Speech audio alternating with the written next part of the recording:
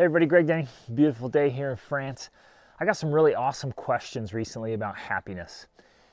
Questions like, is happiness different in different parts of the world? What is true happiness? What brings real lasting happiness? Is materialism playing a role in unhappiness, ironically? And I've been traveling now for 10 years, close to 40 countries and 5 different continents. And it's been incredible. And we've met some genuinely happy people and some genuinely unhappy people. And so it begs the question, is it our circumstances? Is it our possessions? Is it our conditions? What is it that brings real happiness? Some of the most genuinely happy people, I mean, these are truly happy people, had almost nothing as far as possessions go. But they had great family relationships. They had a great spiritual center, a relationship with God. And they were doing things that were meaningful, that mattered. So I think for me, and I've met genuinely happy people that are extremely wealthy too. So it's not like possessions make or break it. They don't.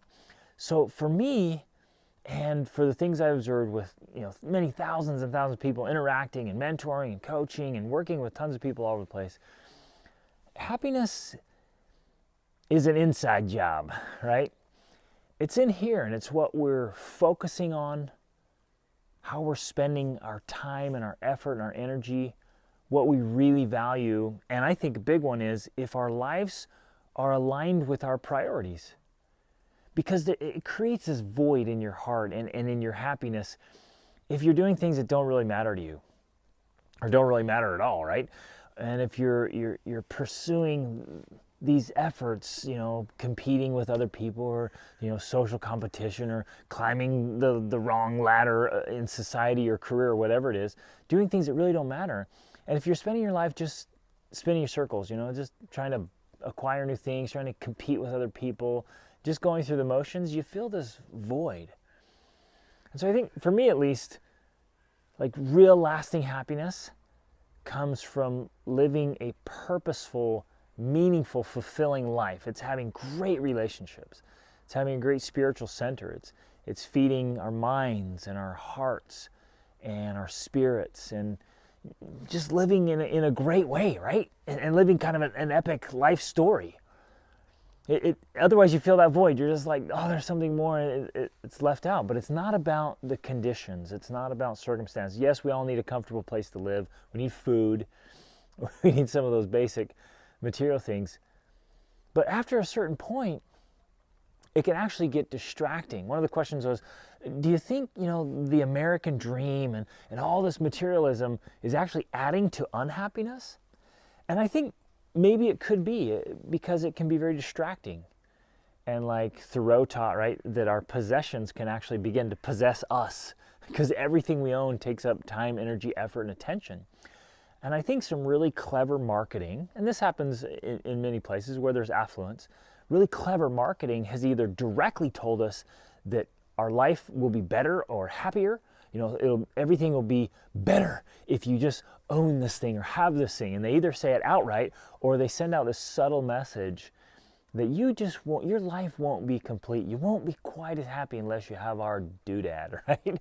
And so we get this over thousands and thousands of times, and from we're little kids, we get these commercials and these ideas and this kind of this social conditioning, this little subtle influence, like you have to have things. And then there's this competition going on. Well, I need that. I need that. We get jealous and envious, and we get feeling like we have to have more. And once we do that, right, once we achieve that title, that position, that certificate, that we have the nicest, latest car or clothes or house, or we're in the right neighborhood or the right career, if we have the right circle, then we'll be happy. Then, right? And we get going for this. Well, it's always then. It's always then.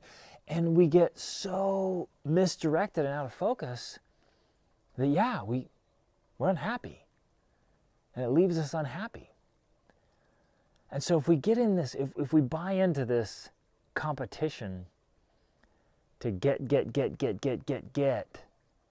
we forget to just really look inside, right? Happiness is an inside job. It's the inner life.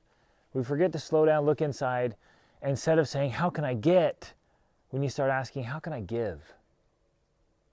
and for the right reasons. I've met people who are constantly giving and still totally unhappy because they're trying to wear some kind of facade or some kind of mask, or they're doing something for somebody else. They're living somebody else's script. We just have to genuinely look inside and say, what really matters to me? Is it all the stuff and the things? And those can be really nice. But what is it that's going to bring real lasting happiness to me, right? And those are the things we need to focus on. So yes, if you want to be wealthy, great, do it.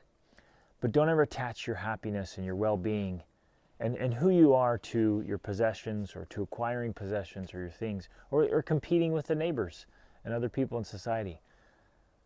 Make sure that we do the right things for the right reasons, where we have this great spiritual center, and that we're always choosing happiness. It is a choice to be happy and jovial and filled with joy that lasts. It really is a choice.